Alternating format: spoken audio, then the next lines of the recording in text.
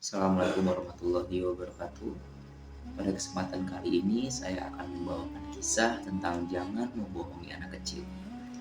Dikisahkan ada seorang ibu yang memanggil anaknya yang kecil, lalu dia berkata kepada anaknya, "Datanglah kemari nak, aku akan memberimu sesuatu." Ibu itu disebut jujur jika dia benar-benar memberikan sesuatu kepada anaknya. Rasulullah bertanya kepadanya, "Apakah kamu benar-benar akan memberikan sesuatu kepadanya?" Ibu itu berkata, "Aku akan memberikannya kurma, wahai Rasulullah." Lalu Rasulullah berkata kepadanya, "Jikalau kamu tidak memberikan sesuatu kepadanya, maka kamu akan dicatat sebagai pembohong." Kisah ini diambil dari hadis Abu Daud.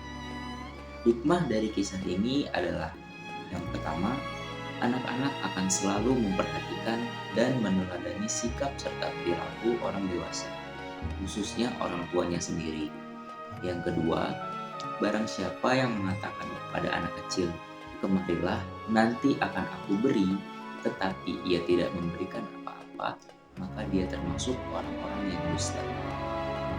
Kisah selanjutnya yang akan saya bawakan adalah kisah tentang berkatalah yang baik atau diam.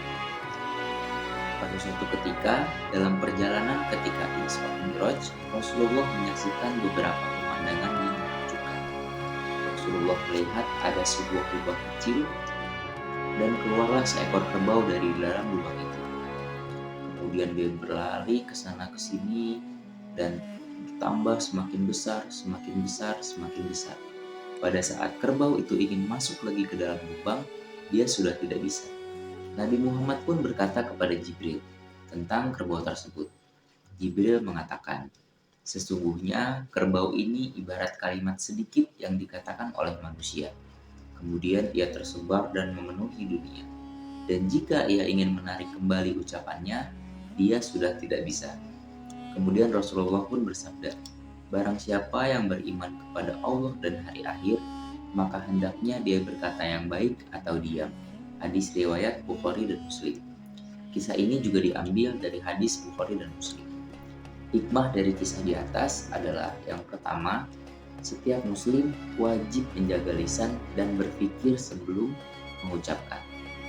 Yang kedua, berkata sedikit tapi bermanfaat jauh lebih baik daripada berkata banyak tanpa memberi manfaat. Sekian kisah yang saya bawakan. Terima kasih. Wassalamualaikum warahmatullahi wabarakatuh.